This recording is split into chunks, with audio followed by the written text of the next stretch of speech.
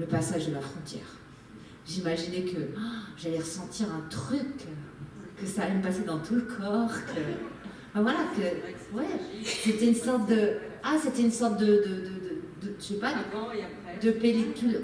Voilà, j'imaginais ça, un avant, un après. Donc j'ai raconté dans ma rédaction tout ce que j'imaginais sur le passage, comme ça, de cette frontière, comme un truc vraiment merveilleux.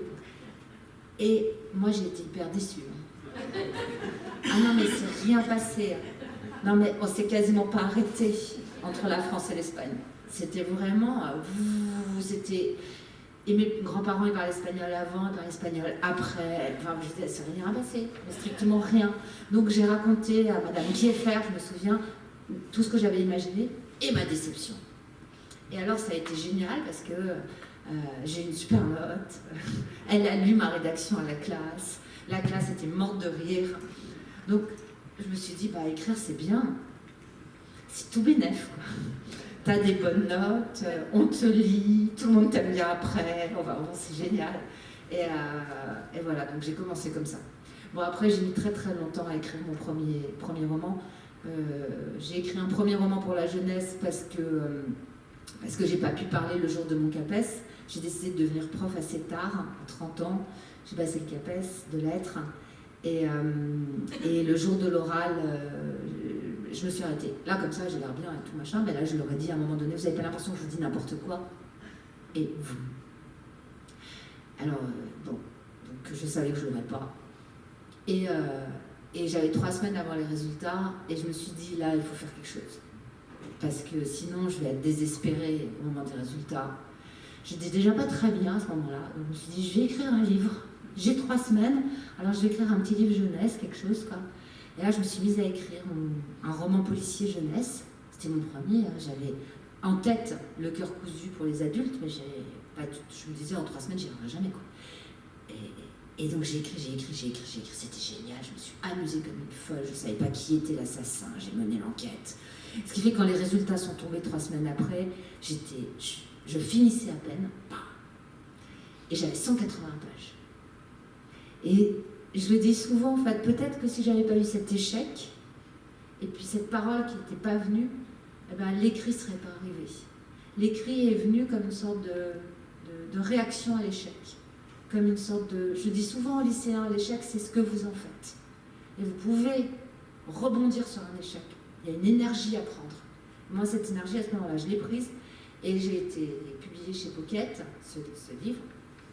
Et l'année d'après, j'ai eu mon CAPES, j'ai pu parler, et depuis, je peux parler. Et des fois, les copains me disent, arrête de parler, comme ça, peut-être que tu vas te remettre à écrire, ça sera bien, parce que je suis très lente pour écrire. Ah oui? Ah ouais, je mets 4-5 ans à écrire un livre. Ah oui. Les 3 semaines, là, c'était exceptionnel. J'avais vraiment quelque chose là. Et Le cœur cousu, c'était combien de temps après? Le cœur cousu, ça a été... Le cœur cousu, j'ai enseigné ensuite pendant 10 ans. Et j'ai pris une année pour finir Le cœur cousu que j'avais commencé parce que... j'ai mis 15 ans, quoi, à peu près, à écrire Le cœur cousu. Mais ce que j'aime dans l'écriture, c'est écrire. Oui. Donc peu importe le temps que ça prend. Voilà, c'est dur d'arrêter de jouer avec ces personnages. Oui. Parce qu'ils sont là, on passe du temps, enfin, ils le savent, avec nous, on est occupés, quoi. Mais occupés. On les lâche, à la fois on est super content parce qu'enfin on est arrivé à bout, puis des fois on en a ras-le-bol de nos personnages parce qu'on veut passer au suivant, quoi. Ça suffit, on veut changer de copain. Mais je suis très fidèle dans la vie et en fait c'est compliqué de les abandonner, de les lâcher, c'est compliqué, des fois il vaut mieux les tuer, comme ça c'est tranquille.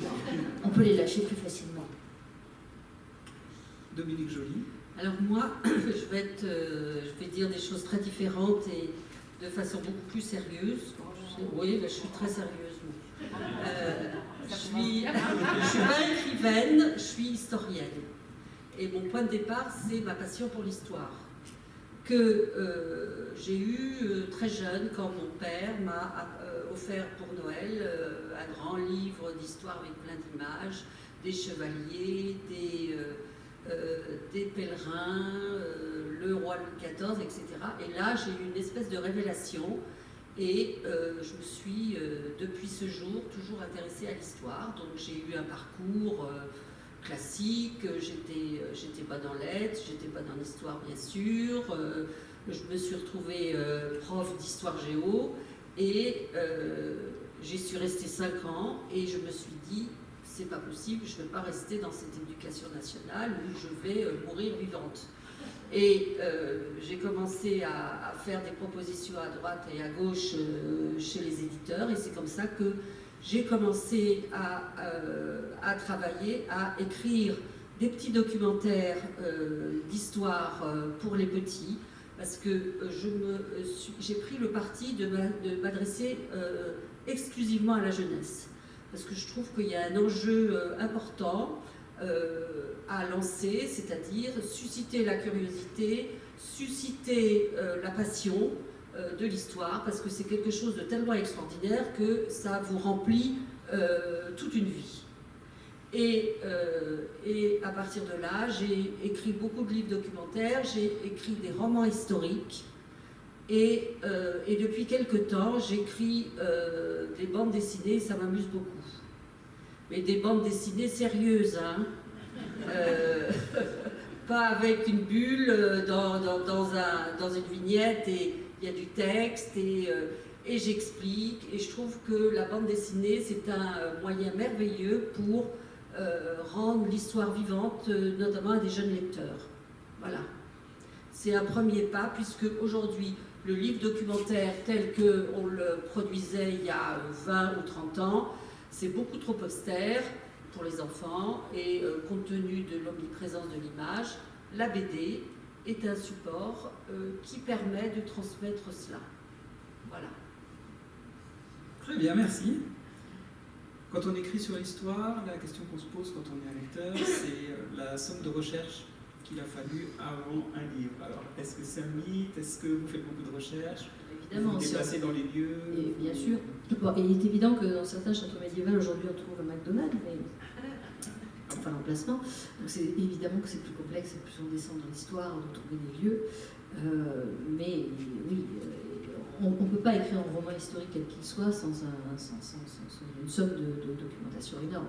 Et alors vous C'est pas possible. documentez Un petit peu partout. Vous parlez à des experts Oui, bah, j'ai un réseau. Hein. En 20 ans, on se crée aussi pas mal de réseaux. Donc, je travaille avec des archivistes, avec des médiévistes, je travaille avec.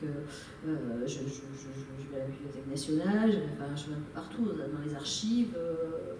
Je fais le plus possible. J'essaie d'aller. Alors, évidemment, moi, j'ai quelques problèmes parce que je ne suis pas historienne et donc moi, j'ai un autre canal pour travailler. Un canal un peu différent aussi. Je sais que ça va faire hurler autour de moi. Voilà. Mais en fait, depuis que je suis toute petite, je vis avec des phénomènes que je n'explique pas. Pas toujours. Et ils se sont aggravés, j'allais dire, ces phénomènes-là, parce que j'ai été confrontée 5 fois à la mort depuis que je suis née.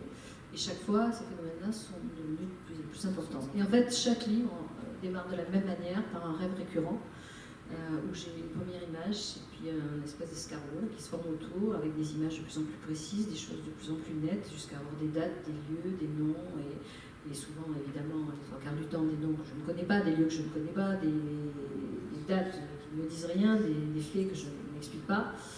Et puis après je passe un coup de fil à mes copains en disant oula. Bon, d'abord mon premier réflexe c'est Google. Parce que des fois, je me dis, avec un peu de bol, alors, oui, certains noms, oui, plop, certains événements, certains noms, je vais retourner dessus. D'autres beaucoup plus précis, beaucoup plus pointus, c'est plus compliqué. Mais par contre, voilà, je fais appel à des gens et on leur accède. Et puis